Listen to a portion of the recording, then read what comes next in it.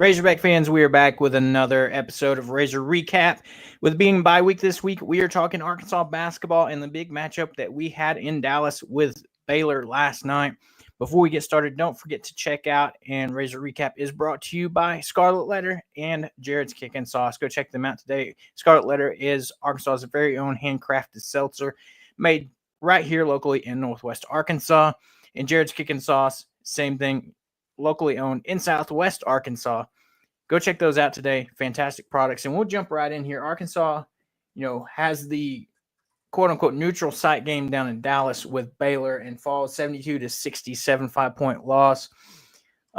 Before we dive in, just general thoughts on the game last night and, the Razorbacks' performance. Yeah, man, I'm not too worried. I saw a lot of good things, and, there's some things they need to work on. Obviously, three-point shooting is not good. And then being able to create an offense that can get around zone and break it, that needs to come up. And I mean, you're probably going to have a lot of Kentucky fans in your comments and your mentions. Just, ignore them. There's a whole season left, and just I wouldn't be worried if I were you. Like there were some great things you saw, especially from like a Duthiero. Like that dude is I don't know. He's an animal, right? I like that. And then Boogie Flan, he's still shooting at a great level.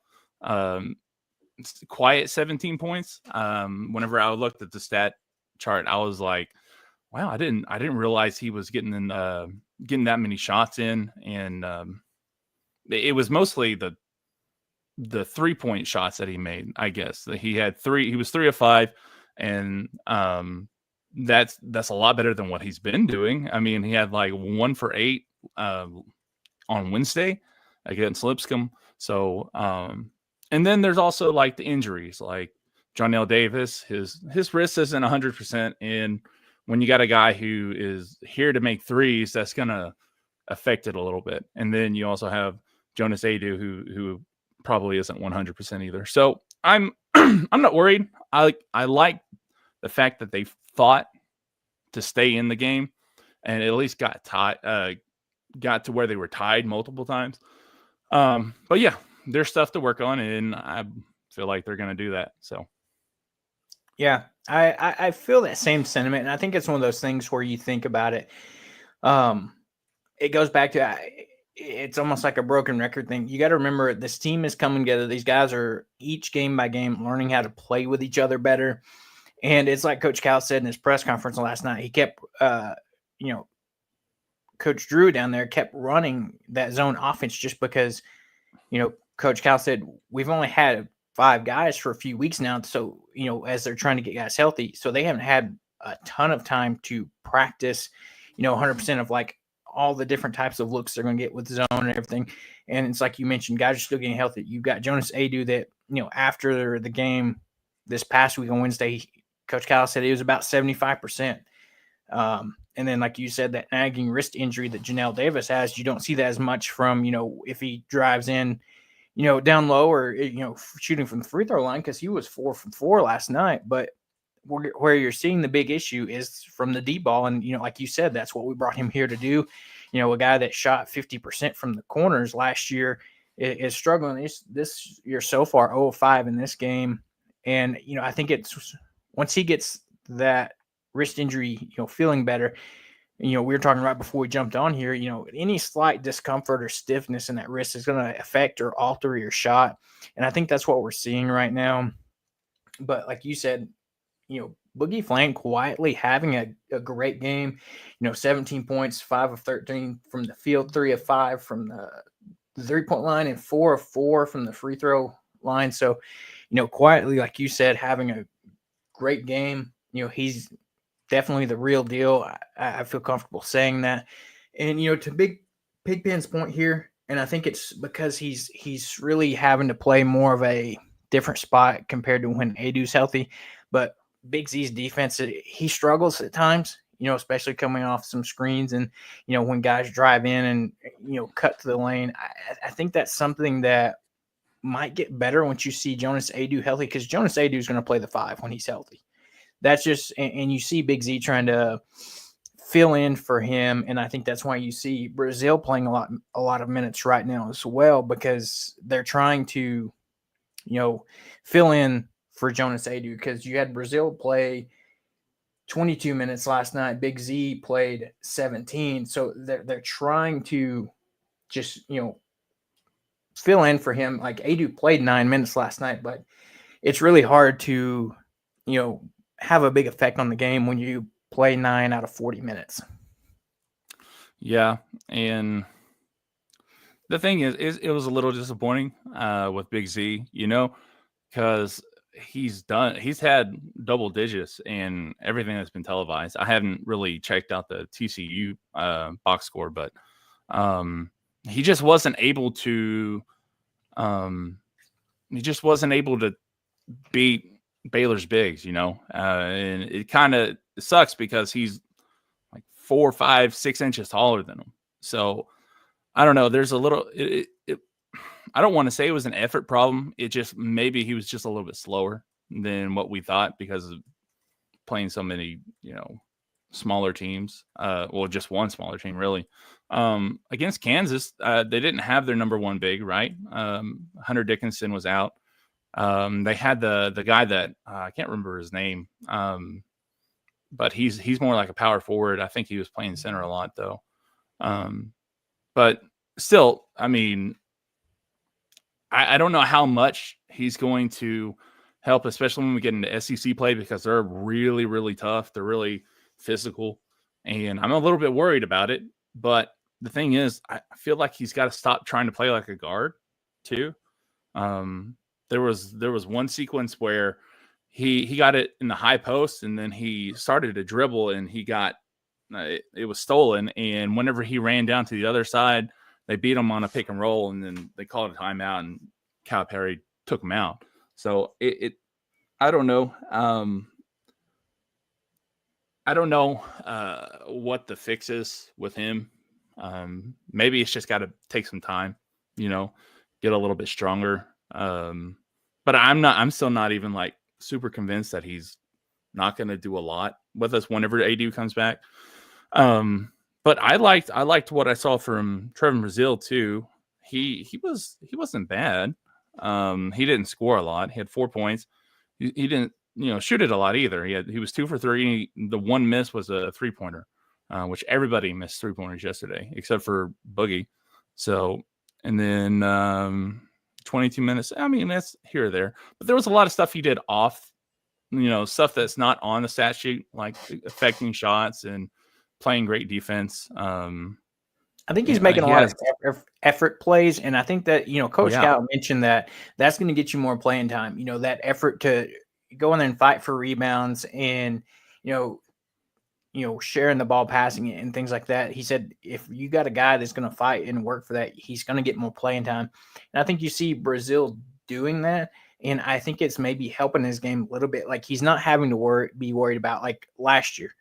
The offense was kind of designed around him and Devo last year. Well, this year he doesn't have to worry about being the guy, the focal point, and having to do everything himself. So I feel like that maybe lets him play a little bit more freer basketball and can really play up to the potential that he has. Right, and like I don't know how much you like to put into the plus and minus, but he was the only person that was on the plus side. So it was just +1, still not great. But when you lose like that, not everybody, most people aren't going to be in the positive. So still, I mean, I like their effort though. I really like their effort, especially coming out at half and going on that 11-2 run. I mean, that's big, right? I was about to say, you can tell this team has fight. There's no lack of or question of their effort. It's just they're still learning to play together, and that's Coach Cal still, putting in different set pieces, offenses, things like that. That's all going to come together. I'm like a lot of people said, I'm not worried about this team. Yeah, it sucks that we lost, but the fact that we were in this game, the whole way, we were able to make our runs of our own, fight back. this is going to be the same team come, January, February. I think you're going to see a whole different team that looks much better. But I think the fact that we were able to play with Baylor like this early in the season was a good test to see kind of where we're at against another one of those top tier teams. Because Scott Drew knows how to build a team. Won his title back in 2021, so not that long ago, and he knows how to build a roster. So I think it was a great test for our team, and you can take a lot of positives out of this. Yeah, it's a loss, but it's a loss against a team that was ranked in the top 10, and a team that is probably going to be making a postseason run as well. Yeah, and there's one guy that we haven't talked about that. He looks like a Duthiero like when he was a freshman, and that is Billy Richmond. My goodness, that guy, he was -4, and he only played 12 minutes, but like, geez Louise. Like he also had that technical effort. Yeah. Yeah, he had that technical, and I felt like Arkansas really kind of started to pick it up at that technical, right? Because I don't think any of the fouls that Baylor was committing, especially early in the game, were dirty, but they were very hard, right? They're like hack-a-shack type of fouls, and Arkansas, and they were pretty even on fouls, but everything that Arkansas was getting fouled on were like touch fouls or stuff like that. Whenever Baylor was fouling, they were trying to like really affect the shot, I was about to say the one that comes to mind is that one that it was either I believe it was a Duthiero. He goes up for a big dunk, and I think it's Edgecombe for Baylor just comes up and just hammers him as he's trying to go up and dunk that ball. Like you said, hard fouls, and so yeah. And it's as much as you don't want to see a technical, you got to have that guy that comes out and says enough's enough, and they got to have a little bit of fighting in them. Yeah. And as long as they don't lay down and die, they can do it with the scoreboard, or they can do it through some other means like that. I'm not advocating for anyone to fight or anything, but getting a technical is not always a bad thing. And I mean, you see it with coaches too. Coaches will get techs all the time. They'll get thrown out, and then their teams will, like whenever Calipari was thrown out when he was still at Kentucky at Arkansas. I mean, it was a big deal. It's probably one of the loudest times Bud Walton's ever loudest that Bud Walton's been, right? And then Kentucky still came back and won that game. So there's some strategy that comes with it. I don't necessarily think that's what he was thinking, but I can see like the benefits of that technical, especially since it was offsetting and no one got points out of it. That was nice too. Right. It's not like it's like you got a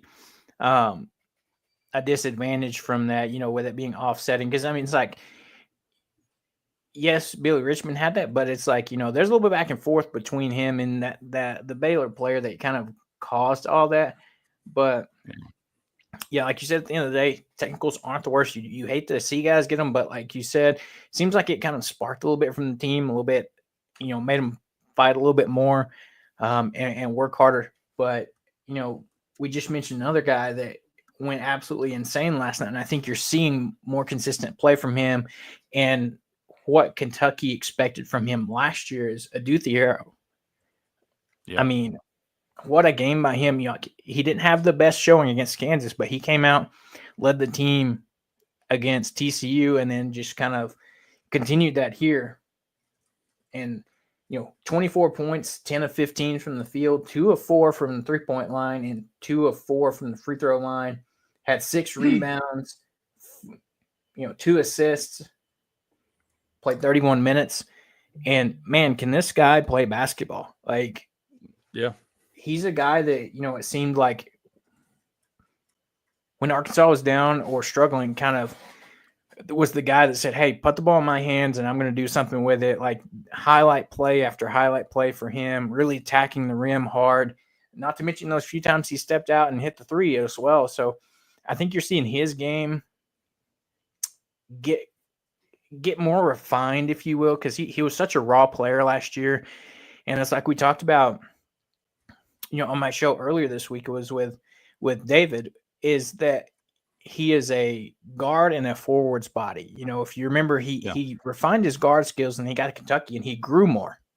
So he grew into more of a forward type player. And you even saw times last year where Kentucky was down a few people and he had to play and guard Hunter Dixon when they played Kansas last year and held his own. So, he's a guy that has the ball skills, but also, can play, we play him at the, when you have Big Z on, or Trevor in Brazil, he plays the three, anywhere from the 3 to the 4 spot.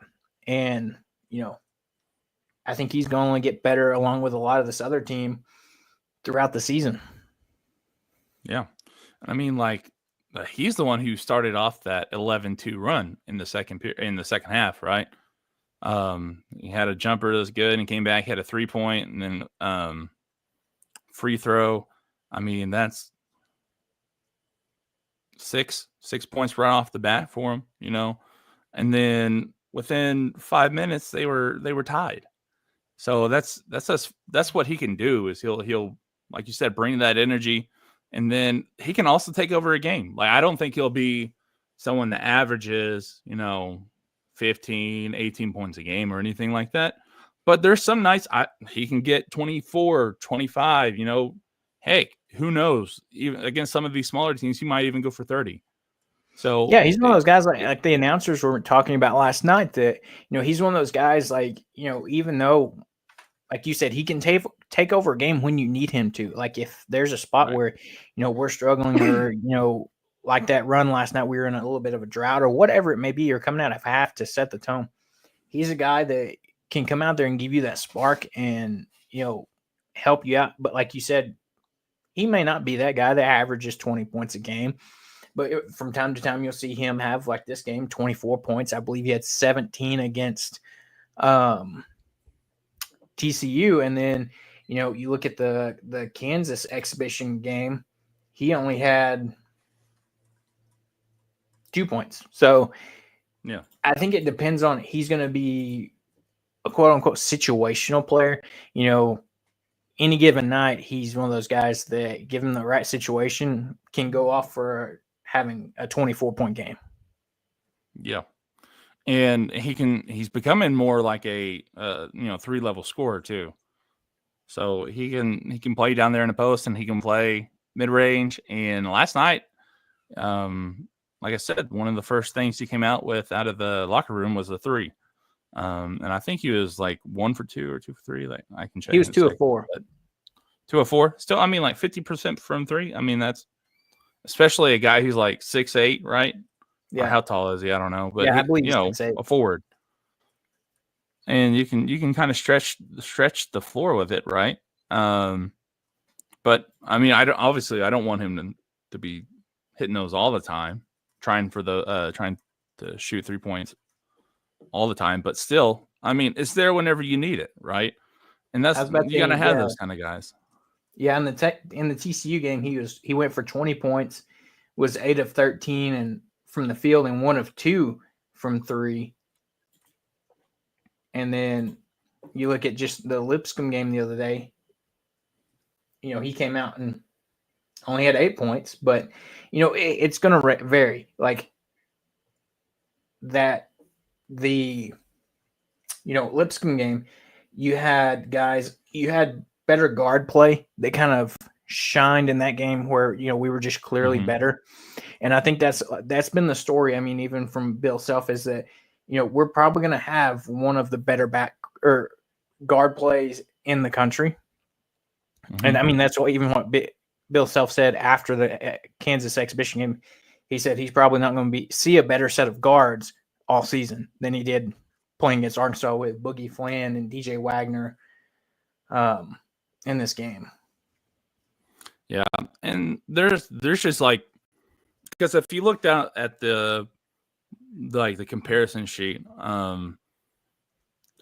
just pretty much all the way down, they were almost even. Like Baylor shot 47%, Arkansas shot 41. Both weren't very good from 3, even though that kind of surprised me because I felt like just every time that Baylor needed to hit a 3, they did. So it felt like they were doing well, but they only had 20. They were only 29%. Arkansas was 25. Arkansas was way better free throws, 14 to 17 for 82. They were 65%. Turnovers, we had 3 more turnovers, not horrible, still 11, not horrible, not great. Points over turnover, even. Rebounds, nearly even.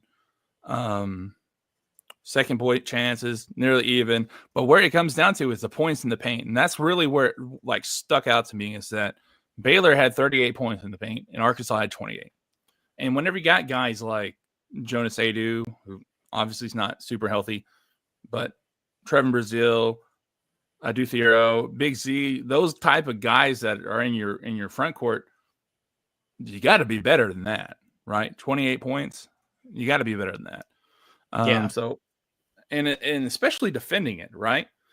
Because it just felt like, that's why I felt that Baylor's bigs were just overpowering ours, because they had that many points in the paint. Even though just about everything else, like rebounds, everything like that, not a big deal. But it's just, I don't know. That's the thing that stuck out to me. Yeah, it's weird. I mean, we did have 6 blocks on the night, which is good. You see them contesting some shots, but like you said, when it comes onto that post one-on-one play, whenever the other team's big is going to back us down, or try to get an inside game going, that's where that we're going to have to see the improvement, especially once you get to SEC play, because a lot of teams in the SEC rely on heavy post play with high quality bigs. And, I think in the past, that's where you've seen Arkansas struggle under Muss, is like, we never really had a true big, like last year we had the Mitchells and they were okay. But if you think about Coach Cal teams that he had at Kentucky, several years of dominant bigs, and you think of some of the guys, Davis, the most recent one, I'm blanking on his name. The one that played an extra year, came back. Sheboy. Guys like that. Really just like, he played center, but he was like only 6'8". He was still good. Yeah, but I mean, he was a dominant for them, especially that year. He had a really good year, and then came back and had an okay year. But I mean, if you think about Coach Cal teams, those are teams that he likes a big presence, and I think that's going to be, once Jonas Adu's healthy and gets back, you're going to see much better improvement as far as going against other teams big. Pigpen has a good point here. Cal keeps saying we had 5 players in practice to get ready. Might be seeing a small flaw of having smaller team numbers wise. And I kind of agree with that. Mm-hmm. That's something that, even before the season, he said he only wanted to have a roster of about 9 guys, and then, have his quote unquote scout team be like grad assistants, or players that are maybe just fresh off their playing career, like they're not going to play much professionally, so he's going to give them a shot to come in and kind of help. And I can see Pigpen's point. That was my concern coming into the season. It's like, especially to injury, we're hopefully we're seeing that more on the front end here, and on the back end will be fine. But yeah, so when you have guys hurt, up until last week, they said Jonas Adu only played Monday and Tuesday or practiced Monday and Tuesday before the Lipscomb game. So you didn't have him in the offseason before that. And then, like we mentioned, Nelly Davis had been dealing with an issue. I think they said, I'm trying to think of other guys that they said were dealing with issues. I want to say Carter Knox was a guy that they said maybe had some issues. So hopefully, once Jonas Adu's there, if he was 75%, Wednesday, he's probably still around that this week. But he looked much better shape last night than he did on Wednesday. But I think as we keep going and he keeps getting integrated into this offense, it'll be better. But yeah, Pigpen, I kind of agree. It makes me a little bit nervous having not as much depth as you would like, but I'm not the coach, and I'm going to trust Coach Cal, and hopefully he's got how he's going to run his team, set. Yeah, so I mean, I agree with everything you said. But the part about it not like being prepared for it against Baylor is a little confusing to me. I come from a background of football, right? And whenever we're practicing plays or anything, or we're implementing plays, we always do it on air, or we do it with dummies in front of us, stuff like that. To put in plays, you don't necessarily have to go like to make them work. You have to have it like live action, but you've got to have something slower to like implement them right in practice. And just in the first half, it didn't feel like they ran much of an offense. They kept passing it back and forth at the top, and then they would maybe take a drive and then kick it back out, or try to get it to like Big Z in the high post or something like that.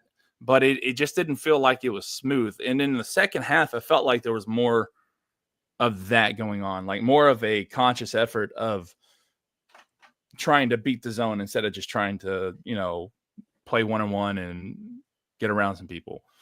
So yeah, I don't know. It felt like they were a little bit unprepared when it came to that. Because I mean, they hadn't played zone yet, right? Right. I think Baylor's played one game against Gonzaga, and I think they played man. And then I'm pretty sure in any of the exhibition games they did, probably played man. I don't think they played any big people, big teams whenever they were doing their exhibition games. So I don't imagine they would have went to zone because they wouldn't have needed to. But still,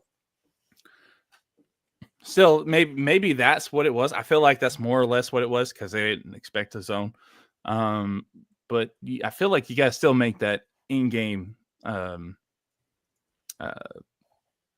changes. And they did that at half, which, hey, I like seeing adjustments coming out of halftime. And I don't really think we saw a whole lot of that under Eric Musselman.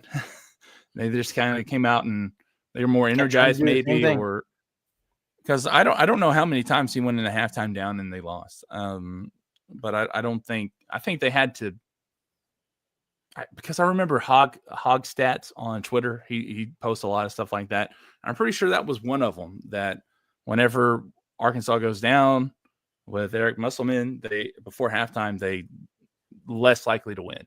So, but I like seeing the adjustments. I like seeing the energy coming out of halftime, and then showing them, hey, you know what? You guys are talented, but we think we have more talent, and we're going to come at you with everything we got. And that's what you got to have. I feel like this team's got some heart. I don't feel like they're here just for the money. Kind of felt like what it was last year. There were some guys that they just didn't get along, and I didn't feel like they were here for the right reason necessarily. And right now, at least, I feel like they are. Yeah. So I'm glad the culture at least is looking a little better. Yeah, I agree. I think that's one of those things where, we keep saying it, that this team, I think they understand Coach Cal and the success that he's had, and that he can not only help these players have individual success, but also allow them to have success as a team. And I think all goes back to, we keep saying it is, once these guys keep, learn to game by game how to play with each other better, kind of feel out guys' tendencies and things like that, you're going to see drastic improvement. Because if you think about it, looking at the timeline from the point where we hired Cal till now, you're only about 7 months with him here. And, this team wasn't here. It's not like he came into a university with a team and these guys being here. He had to bring all of these guys in. So, they're going to be a little bit behind the curve, if you will, compared to, this Baylor team that, Scott Drew's been there. He brought in this team. They were already all on campus, probably getting familiar with each other. Cal had to go out and recruit all these guys and bring them in. So, they're still in that learning process of filling everybody out and kind of understanding and defining roles, I think. So, again, it goes back to, yeah, it sucks we lost, but I'm not too worried about it. I think we'll be fine. You just got to come back home this week. We got Troy this week, they're 2-0 coming into this game. But, this is another game. You bounce back, you get a win. And, the next big game Arkansas is going to have is not till Thanksgiving when you play Illinois. Yeah. Up until then, you've got Troy, Pacific, UALR, and Maryland Eastern Shore. So, that's a great stretch of games there to kind of continuing to develop and, quote unquote, install stuff, or, as Coach Cal said, keep working on like zone offense and putting in your inbounds plays and different things like that. And for this team to get more on the same page before, real big time games get here. Cause you got Illinois on Thanksgiving Day.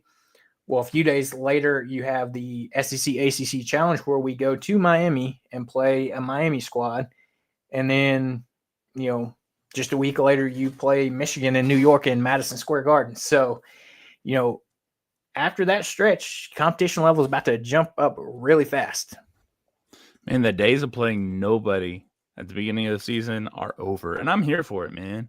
I agree. I like it. I like it too, and I like being able to like get these guys tested before we get into SEC play. That's why Arkansas always sucked in January whenever Muss was here, because they didn't play anybody before, and then they got it together and they had to work themselves back into a tournament spot. I was about to say, the times you did play anybody under Muss was when you had some of those, early season tournaments like Maui or the Battle for Atlantis when you played some other top teams. But other than that, your other non-conference games, you played these teams like this stretch we're about to have, but we also have those tougher teams sprinkled in. The one game, even though it's not a, high level game, and it may be to some people, not calling out Kentucky fans or anything, but Monday, December 30th, when Oakland is coming to Bud Walton. Yeah, that's a revenge game, I guess, for at least for Cal. And then after that, I mean, you start SEC play, right? Yeah, on the road at Tennessee, a homecoming kind of for Jonas Adu. Man, that's a sucky place to start SEC games. Oh man. Yeah. Pigpen says here, at least if we play zone again, we'll be better at it. Most SEC teams run a man defense. And that's what the announcers are kind of mentioning last night. You don't see a ton of zone at this level or even the, professional NBA level. You see a lot of man.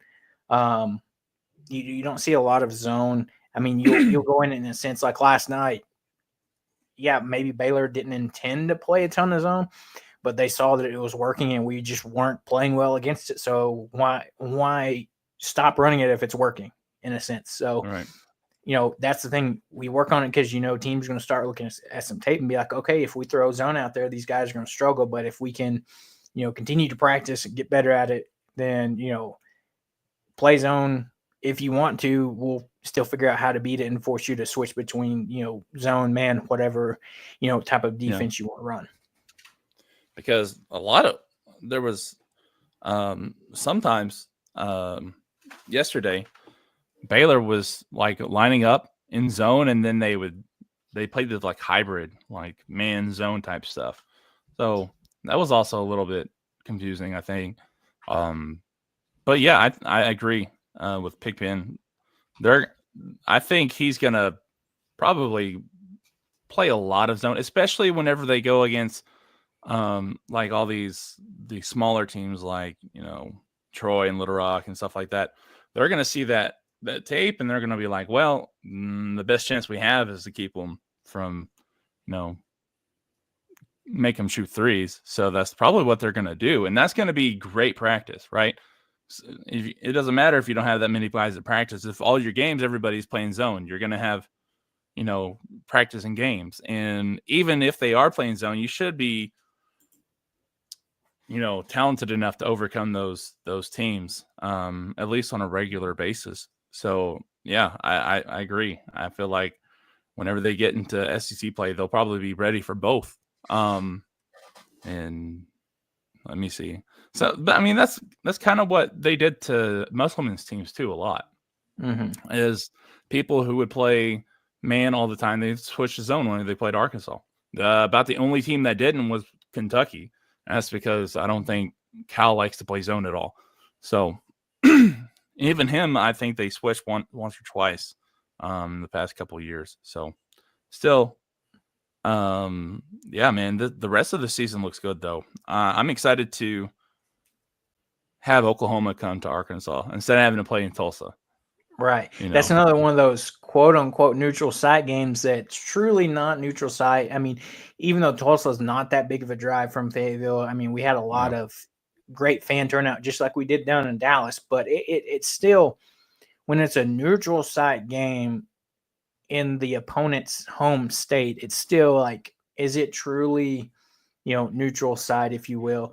That's just like, you look at the Illinois game, neutral site game, not in either ones. I feel like it's a good midway point between, the two schools. There should be a great turnout in Kansas City at the T-Mobile Center. And then, I like the way the season's coming together, and the announcers hit on it last night too. It's like, you see, not only does it seem like Cal is refreshed this season and seems to enjoy enjoying it a little bit more than his last few years at Kentucky, but it seems like this year compared to the past few years of Kentucky that he is getting back to those really tough defensive teams. Like and I think that comes along with some of the assistants he's brought back with him. Not only from the Kentucky staff, but the biggest one I think could have an impact is you look at Kenny Payne, bringing him back on staff. Some of the defenses that they had when Kenny Payne was there on staff with Cal before he left, I think we're starting to see that, he's going to help this Arkansas team be a tough defensive team. And, it's like they say all the time, most of the time your defense is going to be a little bit ahead of your offense to begin with, and then your offense is going to work itself out. And I think that's what we're seeing play out right now. Yeah, and still, I mean, the offense isn't bad. Right. It's not saying it's bad, but it's like the fact that we know it's going to get better after, we see flashes of what we can do is crazy. Right. No, I agree completely. And that's with every sport, right? Every sport that has an offense and defense, like football and basketball. Baseball not as much because whenever you're up there in offense, you're by yourself. So it's kind of just what you are. But whenever you have those set plays and there's a lot more actual teamwork that you have to do on offense, that's whenever it takes more to, actually be competent, right? On defense, you just kind of have to, you still have to play as a team, but it's not on you to, make the basket. So you can rely on those people or a score, whatever. You can rely on them not necessarily playing to their potential first. We got our first one. I was thinking the same thing there. Reading your mind there. Hey, it's okay. Whenever we go into rough and beat y'all, come back to us. That's what I'm going to say. Hey, man, for real though, it's funny because I'll listen to I won't listen to them, but I'll see clips of the Matt Jones guy. Kentucky Sports Radio. Yeah. KSR. They were the On 3 people, right? Pretty sure they're with On 3. But Matt Jones, and I didn't know his name before all this stuff happened. So, but Matt Jones, he's probably one of my favorite Kentucky people to listen to because he is like just a big old fan that also covers Kentucky sports. So he's just as crazy as us, right? About Kentucky. And man, watching him talk about Cal too, like there was when they were breaking down the post game press conference from the mashup of like all the different quotes. And they're like, man, this is so familiar. And it didn't feel like they were like, oh, I'm glad to be gone. But it was like more like a reminiscing kind of thing. And I was like, I mean, this is pretty cool. So we know you guys miss him. So That's all I'm going to say about that. Halo Yeah. Master. That's funny. I was about to say, but at But the end yeah. of the day, yeah. No, Hey, so hang on a second. I had a point I was going to make, but I can't remember about this schedule. Texas. Texas coming to Arkansas. And I mean, that's like one of the last games, fourth to last before the SEC tournament. Man, I'm going to be excited about that because I'm not super excited about this week. So I don't have any hope for this week. I think we're on I'm the trying same to go page on to there. football, but yeah, but I just want to see Arkansas beat Texas in Fayetteville this year. I don't care where it is. It could be baseball. Do they play in Fayetteville this year? That's what I was about to look up. Baseball? I think we actually do. Yes, Texas in Fayetteville. So the baseball series is here. We've got the basketball game here, and football is here this year. So looks like next year could be several Austin games, but hey, that's fine with me. Like, go beat them in Texas too. Mm-hmm. Not football, especially if you're talking about baseball. Yeah. Yeah. Oh yeah, baseball. I don't want to get on to baseball either, but I'm excited for baseball. I'm not as like hopeful as I was last year. I mean Arkansas is obviously they just got a good pitching staff every single year. But you always know the floor that you're going to have. Right. But Hagen Smith was special, right? And only making it to our own competitive losses still. Yeah. Making it to just yeah. A competitive loss is still more respectable than a blowout. Are we talking about Arkansas this weekend? Yeah, Pigpen, are you talking about the basketball game this weekend, or are you referring to football or baseball?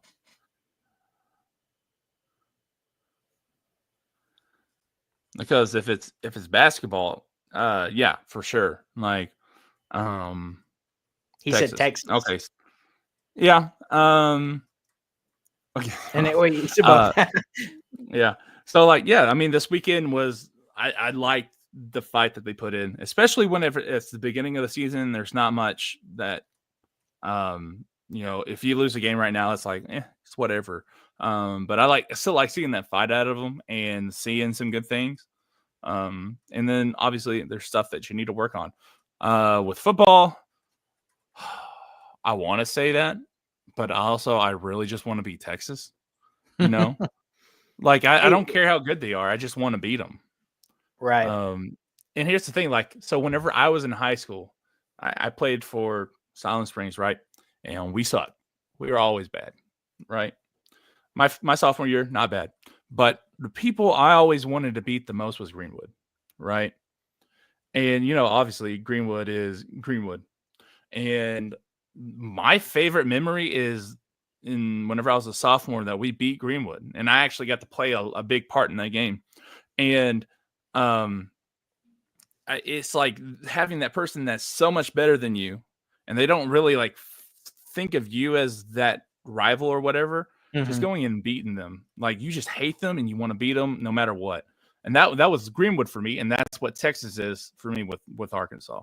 So I don't know, man. If they lose, I'm just gonna be mad. I was about to say maybe we'll get up for that game. It's hard to tell. I mean, if you follow the pattern of how games have went this year, and it's been very much of a pattern, then this would be the game for us to get up and compete. Yeah, I don't even think there's a pattern. It's just chaos. It's just chaos. I mean, Georgia getting beat, and then LSU also getting beat. That's LSU not only getting beat, they got hammered. Yeah, smoked.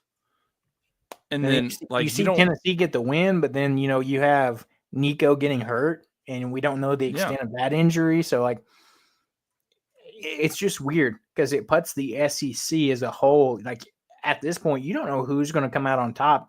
Right now the SEC is a mess. If you just look at the standings and everything with the losses, and I think after this weekend with everything happening, I think that puts Texas A&M back on top, leading the standings, I believe, with just still having one conference loss. Tennessee, I believe. Texas A&M or Tennessee. I think they're both one loss. So, the biggest game Texas A&M have left is Texas, and then Tennessee plays Georgia. So, see the thing is I had a scenario where, Texas A&M wins out and gives Texas their second loss, right? And then Tennessee gets a second loss against Georgia, right? And I can see both of those really happening. yeah. And then you have like 6 teams that are 6-2, and then a 7-1 Texas A&M. And I think Alabama, I don't know. I would have to work through the tiebreakers, but whenever I put it together and did a little bit of research, Alabama would be the team that goes on Like to the to play SEC championship Texas game. A&M. Yeah, and that's insane because Alabama has sucked at some points. The loss. I mean, to if Georgia, you look at the game last night, it was all Jalen Milroe. Like he was the Alabama offense. Like 4 rushing touchdowns, no passing touchdowns. I think he passed for a little over 150 yards. So it was literally the Jalen Milroe show with.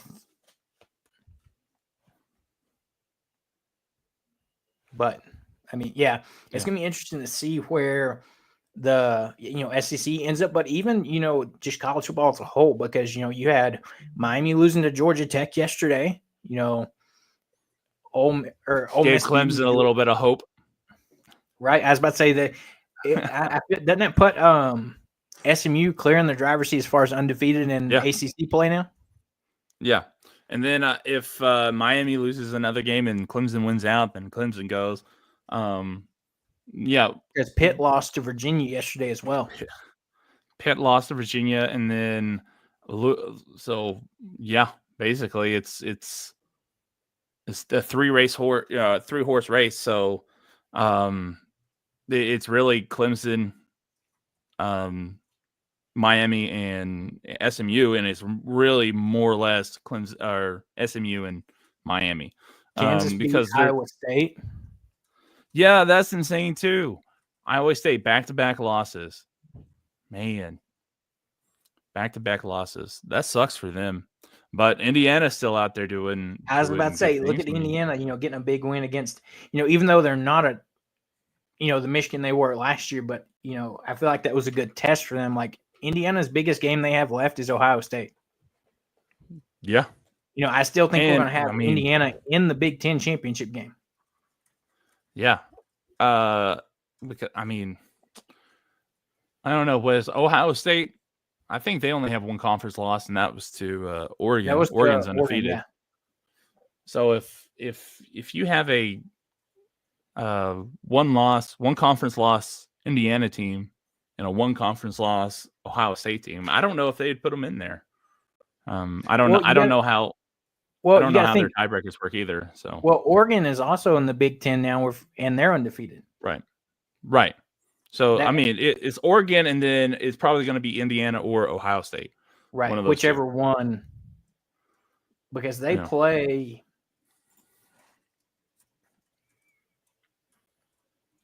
2 weeks from now.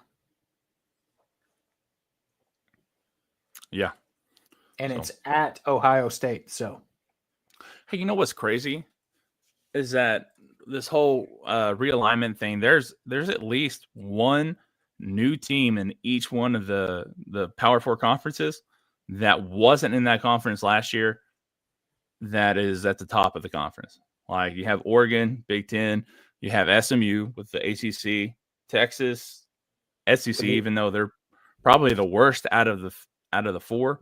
And then you got Colorado that's second in the Big 12 or first. Yeah, BYU is still first because they managed to pull off the win last night, the controversial win. But I saw where just before we jumped on, the Utah athletic director got fined $40,000 from the Big 12 for his comments in the post game. Yeah, that'll do it.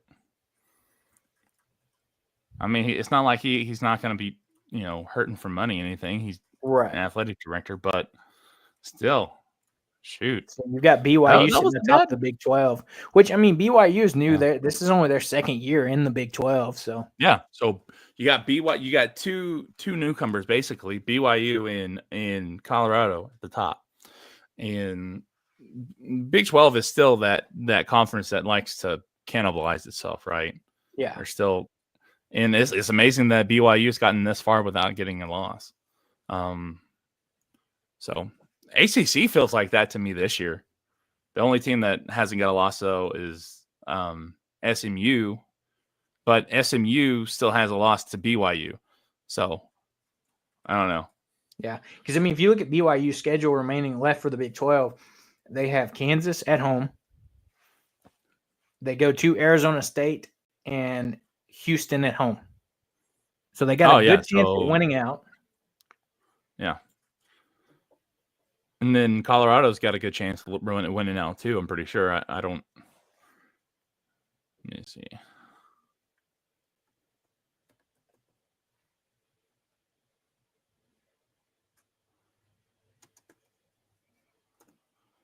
Did SMU have a bye week this week?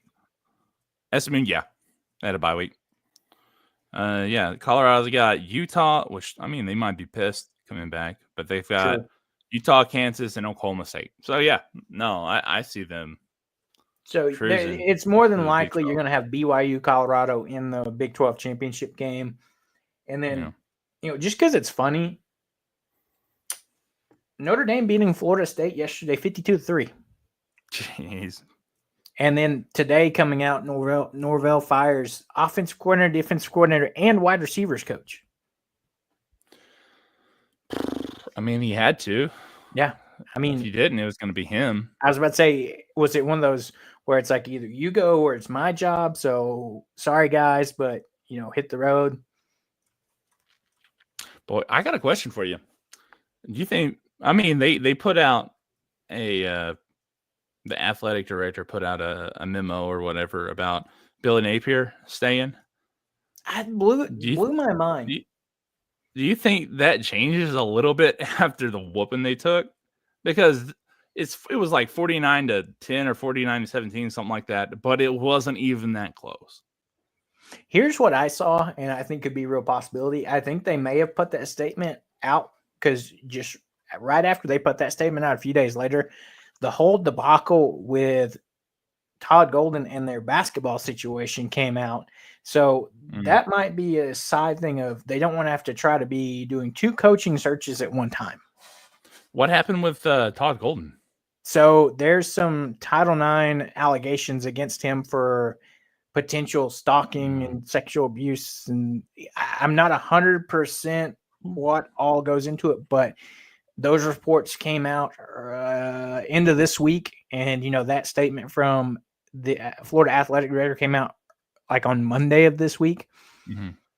Not saying that's 100% true, but that it's very ironic that they made that statement. Oh, we're keeping Napier. And then all this starts coming out later in the week. So yeah, that's insane. I can't believe I didn't hear that. I don't know the details. I just know it had to do with some Title IX stuff. So, but I mean, and that's got to suck for Florida right here as basketball season's getting here too, because I think they were expected to have a pretty decent team and, be very competitive this year. I mean, Florida basketball is always competitive, but, be one of the upper SEC teams, I think. So don't they have that like 7'9" kid? Yes. Yeah. That's insane. What is his name?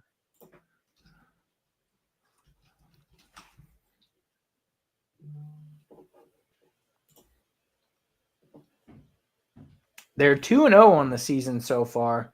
But let's see.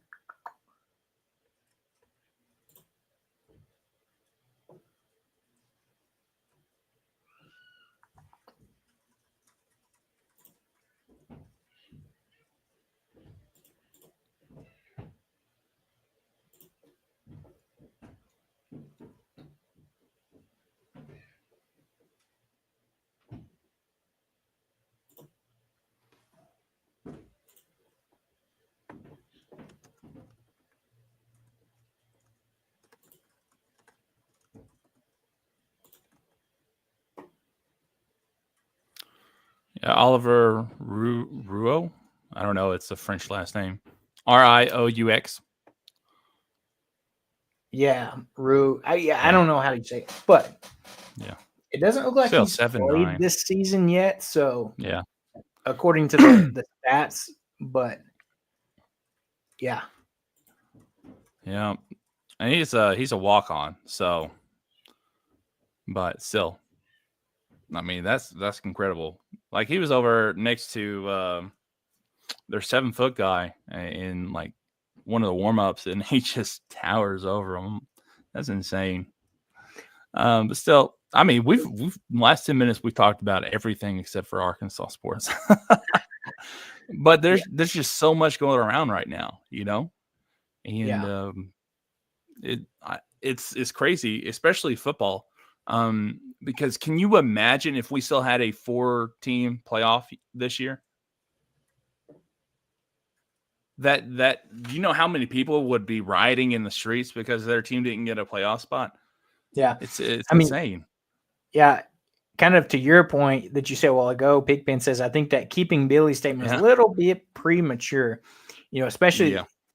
and it doesn't help, not to defend Florida, but it doesn't help that they didn't have Lagway. I'm not saying it would have made that much of a difference, but they might have looked a little more capable than, having to roll with your third string walk on that is coming off a torn ACL.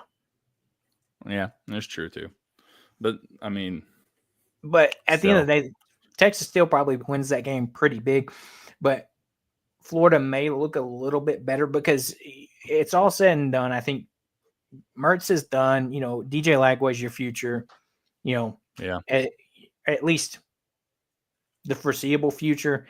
That is if he pans out type of thing. But 5-star freshman that gets thrust in last week, and I think if he maybe finishes that game last week, that it's a closer game with Georgia. Yeah, probably. And I mean, it really wasn't that big of a beatdown by Georgia either. They kind of pulled away late, if I remember. Yeah. I didn't watch the game. I was looking at the score, but still. Also, Georgia's not very good. Nope. I mean, they're good, but they're not. I think what Georgia has a Carson Beck problem. Yeah. See, my boss, he's a Georgia fan, for Fansided, and he was still defending Carson Beck. I didn't watch the game, so I can't say anything, but they were like going at him in our group text. So, yeah, I don't know. That sucks too because I felt like Carson Beck was going to be one of the better QBs this year. And coming into the season, he was I think a dark horse Heisman candidate too. Yeah. And that's really dropped off. Like I can remember talking at the beginning of the season saying like, as far as the SEC, you could be seeing a really, two-way race between Carson Beck and Quinn Ewers for, potential Heisman. And, both those guys not, Quinn Ewers not necessarily as much, but like Carson Beck has really fallen off this last half of the season. I feel like his draft stock might have, dropped a lot. Yeah. I mean, you got to question his decision-making. Yeah. But, I mean, like you said, we've talked about a lot of things other than Arkansas, but, we can go ahead and, get wrapped up here. Arkansas does get the loss to Baylor. They'll be back in action this week versus Troy. And then, of course, it's, Texas Hate Week. Texas football is coming to Fayetteville. It is what it is. I mean, after last week, it's hard to have a lot of optimism for that. We'll be back on Wednesday or Thursday previewing that show or that game. So yeah, I mean, Arkansas basketball, it's basketball season in the sense of, football's got 3 games left and, you hope they make a bowl game, but we'll see what happens. This week you got to start fresh. Hopefully they come out better this bye week than they did the first bye week. But at the end of the day, Arkansas basketball's here. Football is going to keep rolling. We're going to see what happens this weekend with Texas. Hopefully it's a little bit different than that Texas versus Florida that happened this past week. And we'll see you guys on Wednesday or Thursday for our Texas preview show.